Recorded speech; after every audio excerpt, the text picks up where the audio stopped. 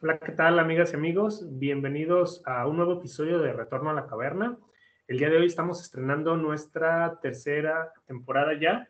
Y bueno, en compañía de el maestro Álvaro, vamos a seguir trabajando, vamos a seguir filosofando alrededor de distintas temáticas de índole meramente filosófico y algunas que pueden analizarse, pueden desmenuzarse a través de una óptica filosófica. En esta tercera temporada vamos a hacer algunos cambios a la dinámica que veníamos manejando, en la cual vamos a modificar algunas cosas que creemos que pueden ser perfectibles y continuar con aquello que nos ha funcionado. Antes de continuar, me gustaría recordarles seguirnos, invitarlos a seguirnos en nuestras redes sociales. Nos pueden encontrar en YouTube a través de Retorno a la Caverna, también en Spotify y en Instagram. Sin contar, bueno, de donde se publican continuamente nuestros episodios de las distintas temporadas a través del Facebook Retorno a la Caverna también. Ahí nos pueden encontrar, comentar los distintos posts que estamos haciendo, las historias en Instagram, entre otros. Y bueno, mencionarles, invitarlos a que estén pendientes. Próximamente, esperemos que dentro de muy poco tiempo, vamos a comenzar con una serie de cursos de análisis en conjunto, que ya les estaremos haciendo la invitación de manera más formal, acerca de distintas áreas. Que estamos preparando este curso para todos ustedes es de anti-coaching, con una temática que creemos que es interesante alrededor de todo este toxic, positive coaching Sí. que se viene manejando, ¿no? Pero bueno, sin más, presentar a Álvaro en esta sesión. Álvaro, ¿cómo estás?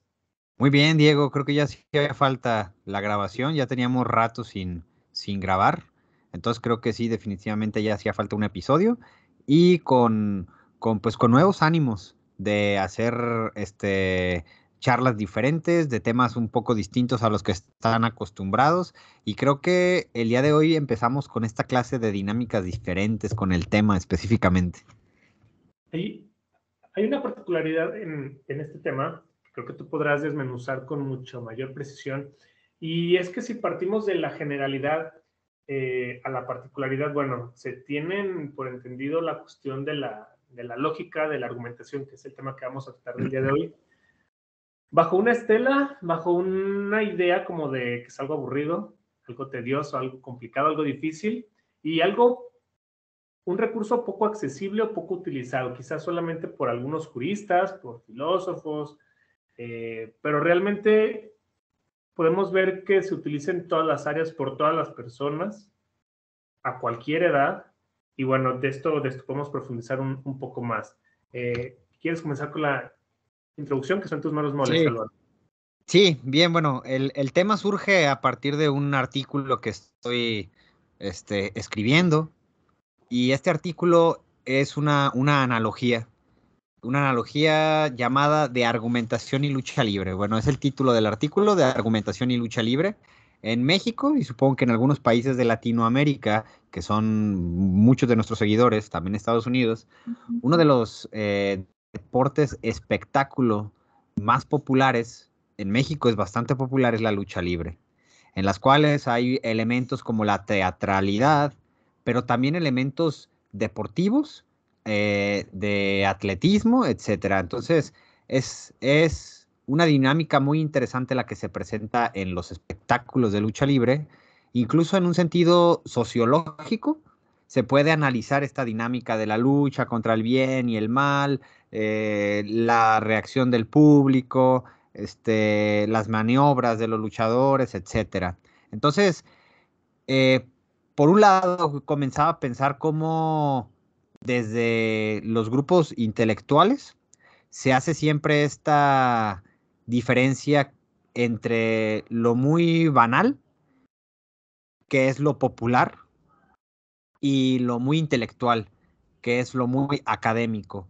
Entonces creo que esto es una falsa diferenciación entre estas dos cosas, porque definitivamente parecería que sería casi una grosería mezclar estas cosas, pero no, yo creo que incluso en estas cosas hay similitudes, y lo que intentaba hacer en esta analogía es observar cómo hay similitudes en dinámicas como la lucha libre y las argumentaciones cotidianas que se nos presentan. Cómo esta dinámica de la lucha también está en la lucha de los argumentos. Entonces, básicamente es eso de lo que vamos a hablar el día de hoy, de esta analogía, pero que surge también como una especie de respuesta a estos intelectuales que piensan que una cosa tiene que estar en su lugar, en lo popular y en lo no intelectual, y que lo intelectual tiene que estar en una especie de repisa intocable y que no se da baños de pueblo, etcétera, ¿no? Entonces, de ahí surge esta cuestión. Y no sé, Diego, si tú has ido a las luchas. Sí he tenido la experiencia de las luchas. Creo que es todo un contexto, toda una experiencia, ¿no? No me gustaría decir folclore porque de alguna manera tiende a banalizarse o estereotiparse, pero es todo el mundo, ¿no? Puertas adentro cambian los individuos, cambian las formas, los comportamientos y surge una estética al interior. Una estética, sí, es una estética en la cual el espectador forma parte de esta dinámica. Los que están encargados de llevar a cabo esta dinámica de lucha, pues están en contacto continuo con el espectador. ¿Por qué menciono esto? Porque en el ejercicio de la argumentación, también este contacto con los que nos están escuchando es muy importante, tan importante que hay momentos en los que no se intenta convencer o derrotar los argumentos, sino convencer a quienes nos están escuchando. Y esta misma dinámica se presenta en la lucha libre. Se apela al público, se quiere ganar la aprobación del público. Entonces, comenzando por ahí, sabemos que debemos de partir de reglas, tanto en la argumentación como en algo como la lucha libre, tiene que establecerse reglas. O no sé, Diego, si tú has llegado a tener una discusión en la cual, como no se establecen reglas, no se llega a ningún lugar. Curiosamente, esas experiencias son las más desesperantes, ¿no? Porque tú intentas regresar a tu contrincante a cierta área, a cierta estructura, y no se puede. Hay una complicación. Ahora, esto lo podemos decir como si nosotros fuéramos los entes más capacitados para hablar en ese sentido, pero seguramente o con total certeza podemos decir que hemos estado en distintos espectros o en distintos momentos de la argumentación, de la discusión. Hemos sido como poco fiables, hemos sido poco congruentes en algunos momentos cuando éramos niños, cuando éramos adolescentes o estudiantes, ¿no? El estudiante de repente se vuelve un tanto eh, Pedante. pedante, ensordecido, agrandado y muchas veces cae en vicios muy, muy grandes en ese sentido. Sobre todo cuando discutes con personas fuera del argot filosófico, fuera del aula, ¿no? Te enfrentas Sí, con tu tía, con tu abuelito, con ideas bien raras, uno con las ideas raras, ¿no? Ellos no. Y sí, uno cae en esas cosas, en esos vicios del discurso. claro. Claro. Entonces, lo primero que hay de similitud en un ejercicio de argumentación y en algo como la lucha libre es establecer el tiempo. Regularmente las luchas se presentan en tres caídas. Gana aquel equipo o aquel luchador que gana dos de estas tres caídas. Al igual que en la argumentación, debería o se supondría que ganaría aquel que presente mejores argumentos o la mayor cantidad de argumentos. Regularmente en una discusión estructurada se divide en tiempos, en la réplica, contrarréplica, en la presentación de argumentos, en las conclusiones. No puede darse una discusión filosófica y argumentada sin una estructura. Entonces, esto, tanto en la lucha libre como en la argumentación, se presenta de esta manera. Necesitamos estructurar la discusión, si no, no vamos a llegar a buen puerto, tanto para los argumentos como para los fines. La estructura es siempre la clave. Ya que los argumentos contengan, más bien, ya que las defensas contengan buenos argumentos, pues esto ya es otra cosa. Y esto, curiosamente o paradójicamente, un buen desarrollo o un buen planteamiento no te garantiza una victoria. Eso se asemeja Exacto, también con la lucha libre, ¿no? exacto. No por seguir un camino o por demostrar o por tener evidencia, vas a convencer a tu interlocutor o vas a convencer al público, ¿no? Que creo que son, no sé si ahí también existe un elemento para hacer la comparativa. En la lucha puedes convencer, aún perdiendo, puedes convencer al público. Sí, Alguien que pierde, pero perdió por una trampa, entonces convence al público, ¿no? Aunque no se iba a la victoria. Y en el sí, discurso argumentativo también pasa lo mismo, ¿no? Creo, ¿no? Se me ocurren sí, algunas figuras por ahí en las que pese a perder, ganas, quizá no contra el contrincante, pero sí ante el público. Esto lo hacen mucho los políticos, ¿no? Esta cuestión exacto. de victimizarse, de crear visiones para unos, aunque para otros sea distinto. Exactamente, sí. Ganas para el público, pero quizá no en el ejercicio bajo estas estructuras. También es importante mencionar, y esta es otra similitud, que tanto en la lucha libre como en la argumentación debemos establecer reglas para que se elabore el ejercicio. Debe de establecerse reglas, qué vamos a decir en el caso de la argumentación, qué no se puede decir, qué sí se puede decir y en qué tiempos lo vamos a decir. No vamos a ofender en la argumentación a nuestro contrincante porque eso no es un argumento.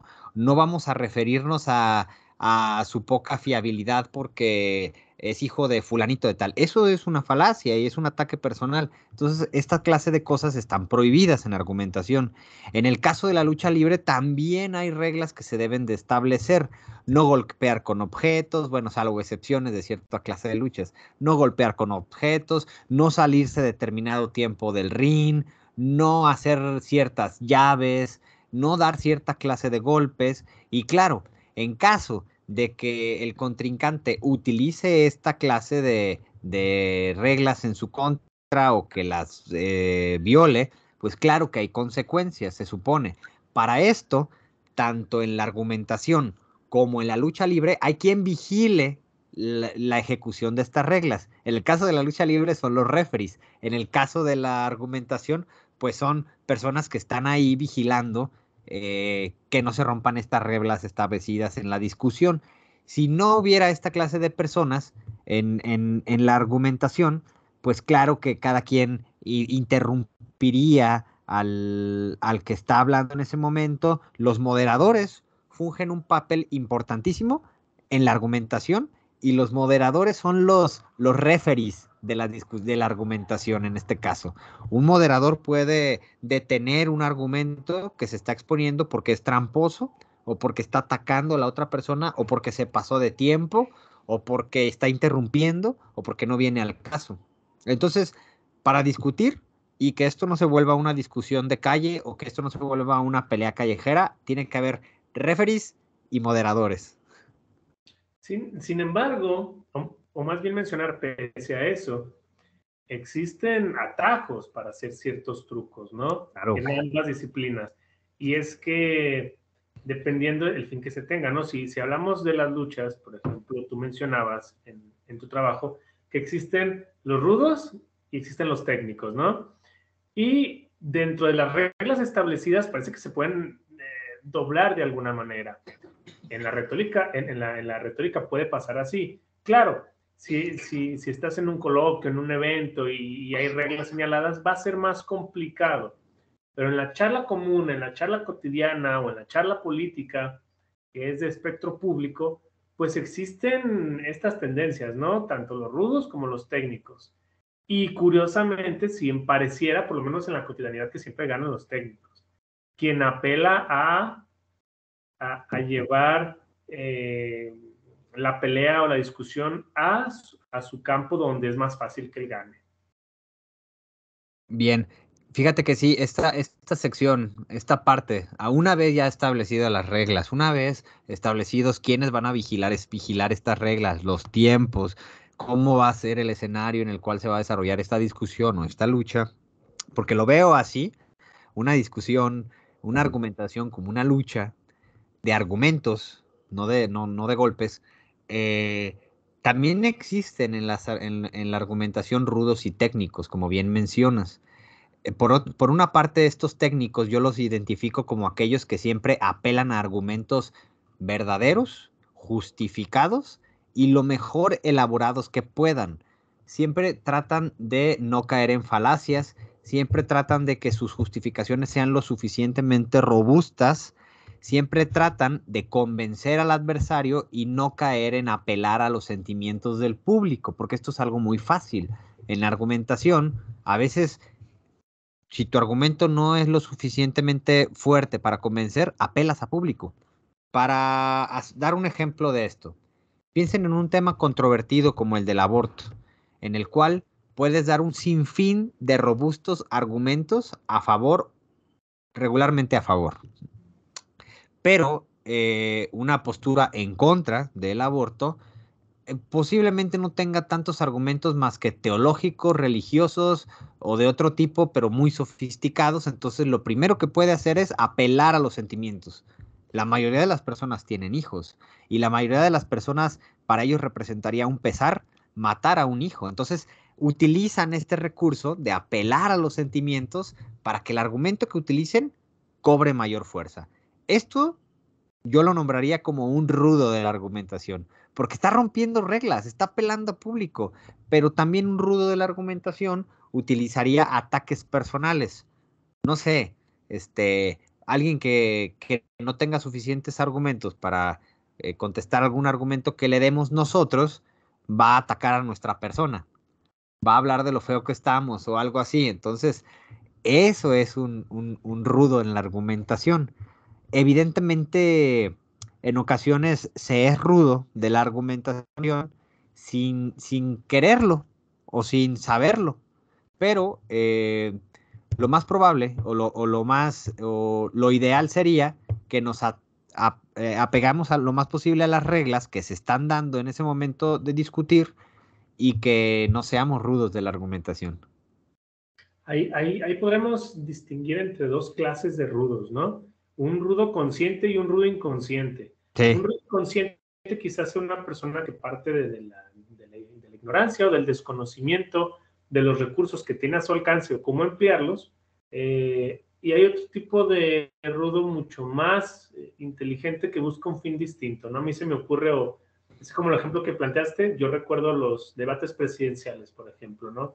Hay un moderador, hay tiempos, hay formas, y sin embargo, los candidatos presidenciales o candidatos de cualquier instancia, pues tienden a usar cualquier recurso con toda la intención, van preparados con esos recursos, aún sabiendo que van a cometer faltas dentro del protocolo que se arma. ¿Por qué? Porque su intención no es ganar el debate, sino causar un impacto en quienes los escuchan. Entonces, podremos distinguir dentro de los rudos estas dos ramas. Insisto, una de gente que no conoce, que no saben los errores en los que caen, o por impotencia caen ahí, y otros con una intención mucho más elaborada. Sí, claro. Incluso hay, como menciona, rudezas argumentales que no son, tan explícitas, pero por ejemplo, no sé, hay gente tan habilidosa que yo conozco dentro del ámbito filosófico que pueden hacer enojar a su contrincante con argumentos verdaderos, simplemente con ciertas actitudes al decirlos, sin tener que mencionar, sin tener que caer en alguna falacia o en algún ataque personal. Simplemente incluso con el tono de voz en el cual se dice un argumento, con eso se puede caer en una rudeza argumentativa. Por seguir en esta misma analogía. Y bueno, creo que la siguiente similitud es esta diferencia de apuestas. Siempre cuando se discute un tema en argumentación, lo que se intenta es o bien convencer al contrincante o bien que se llegue a un acuerdo. Lo que aquí se está debatiendo, lo que aquí se está tomando o apostando sería el punto de vista que se está defendiendo. Si yo gano en esta argumentación, tu punto de vista es el perdedor. Si tú pierdes, si tú ganas, mi punto de vista es el perdedor. En este caso hay una similitud con la lucha libre en estas luchas de apuestas de máscaras contra máscaras, cabelleras contra cabelleras, máscaras contra cabelleras. Es decir, lo más valioso para un luchador es su máscara. Lo más valioso para alguien que está argumentando es su punto de vista que está defendiendo. En ese sentido, cuando se pierde o se gana una argumentación, se desenmascara la verdad o se desenmascara el punto de vista falso que se tiene. Y esta analogía me gusta un montón porque sí, es lo que se intenta hacer en una discusión, desenmascarar una supuesta mentira, ¿no? Imagínate una discusión entre terraplanistas eh, y, y gente normal. Entonces, lo que se intenta hacer a partir de argumentos y evidencia es desenmascarar una mentira, ¿no? Entonces, creo que eso intentamos hacer siempre que discutimos con personas, creemos que poseemos la verdad y estamos dispuestos a defenderla con argumentos que creemos que son fiables, pero que si no salimos avantes de esto, los desenmascarados somos nosotros. Y creo que nos ha pasado. A mí personalmente sí me ha pasado, ¿no? He perdido discusiones filosóficas porque no tengo los suficientes argumentos y creo que esto también es una cualidad que podemos adquirir después de perder muchas veces, ¿no? Una discusión. Saber que vamos a perder, saber que vamos a perder pues dejarnos desenmascarar con gusto. Y ahí vienen otra vez dos puntos, ¿no? Puedes perder por desconocimiento argumental, por no saber exponer tu punto, y creo que a todos nos ha pasado, en el que dices, híjole, no sé cómo contraerte esta tontería que estás diciendo. Sucede mucho, por ejemplo, con esta gente que creen en las cuestiones cuánticas y de cristales y de cosas, ¿no? Vamos a hablar de eso en nuestro curso. Entonces, ¿cómo? Digo, bueno, yo no soy un físico teórico, me cuesta trabajo rebatirte tu punto porque tú te leíste un panfletote, y me hace falta un recurso ahí, pero no es porque el otro tenga la verdad, ese es uno. Y el otro es porque realmente estés equivocado en el punto, ¿no? Como pudiera ser con la cuestión de un terraplanista, que por más evidencia que le muestres, él puede sacar una carta que diga, es una conspiración, todo lo que tú has leído es una conspiración, y apelar a un acto de fe, ¿no? Cosas así. Entonces, puede haber dos actitudes bajo las que pierdas. Y otra en donde realmente uno está equivocado, y creo que es donde curiosamente a los filósofos les cuesta mucho decir, estaba equivocado, cambio mi idea, adopto otra. Y no, muchas veces te quedas ahí, ¿no? Y es donde empieza uno a cometer ciertas lagunas argumentales. Sí, y bueno, pues creo que a grandes rasgos este texto que te mandé, Diego, versa de esta analogía. Creo que podemos hacer un montón de analogías de la vida cotidiana, como esto de la lucha libre, en el ejercicio filosófico. El ejercicio filosófico definitivamente es abstracto, en ocasiones es complicado, pero no tiene por qué ser sublime e inalcanzable, pues. Entonces, si les dicen esto, no es cierto. El quehacer filosófico no siempre es sublime e inalcanzable. Podemos encontrar estas similitudes como la lucha libre y la argumentación, que la argumentación es una herramienta filosófica fundamental y no exclusiva de la filosofía, pero sí muy importante y se da bastante más en la filosofía que en otras áreas. Me gustaría mencionar, aunado a eso, cómo dentro de estas áreas que no es algo sublime, la argumentación se encuentra y se genera muchas veces, o que creo que siempre, a temprana edad. Un niño argumenta de una manera muy llana, muy sencilla, pero muy valiosa también. Y creo que los niños argumentan con base siempre en, no sé cómo mencionarlo, no sé cómo verbalizarlo, en cosas de verdad. El niño quiere un juguete quizá en el súper o un dulce y le dice, oye, quiero esto porque lo deseo y porque me lo merezco, cosas así, ¿no? Y muchas veces esa argumentación tan primitiva, pero curiosa, se ve limitada muchas veces por una contraargumentación bien chafa de los papás, ¿no? Sí, porque Y soy tu papá. es un caso bien curioso porque creo que ahí se rompe algo que pudiera crecer bien interesante en sociedad.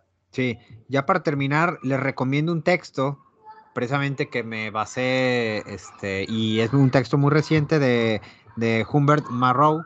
Él es un especialista, Marrow, perdón, él es un especialista en la argumentación, escribe en español, eh, se llama Es Lógico, y él en este texto da ejemplos acerca de argumentaciones no filosóficas, sino que argumentaciones cotidianas, y cómo hay elementos en ciertas palabras que determinan qué carga tiene una frase o qué carga tiene un enunciado. Y cómo donde aparentemente no hay argumentación, sí hay argumentación, como el ejemplo que acabas de dar, Diego.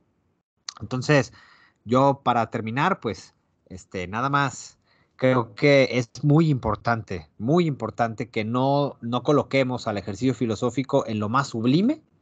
Claro que es sublime, pero no inalcanzable, pues, y que echemos el ojo a otras cosas, ¿no? No tiene nada de malo ni nada de contraintelectual el que nos gusten estas cosas, ¿no? La lucha libre, el fútbol, estas cosas que luego los muy puristas y quisquillosos piensan que no tiene nada que ver o que solamente gente poco inteligente gusta de estas cosas, pues. Sí, sí, sí, yo comparto esa idea. También decía que todo lo relativo a la moral lo aprendió del fútbol, entonces es parte de la discusión, ¿no? Villoro decía lo mismo, pero existe esta cúpula de intelectuales que rehúsa, ¿no? La charla en distintos ámbitos, la cierra. Sí, sí. Y pues bueno, creo que cerramos, ¿no, Diego? Sí, vamos a concluir el día de hoy. Les recuerdo seguirnos y comentar, participar en nuestras redes sociales. Retorno a la Caverna en Instagram, en Facebook, en YouTube, en Spotify. Estar al pendiente. Recordarles también, este es el primer episodio de la tercera temporada con este nuevo formato. Y bueno, recordarles que estén al pendiente del curso que vamos a estar compartiendo con ustedes de anti-coaching, que se fijan, este es un pequeño esbozo de los distintos temas que podemos estar manejando, la cuestión de las experiencias de distintos ámbitos y cómo profundizarlas de manera adecuada. Y bueno, nos quedamos aquí el día de hoy. Se despide su amigo Diego Gutiérrez y Álvaro. Nos vemos hasta la siguiente. Hasta luego.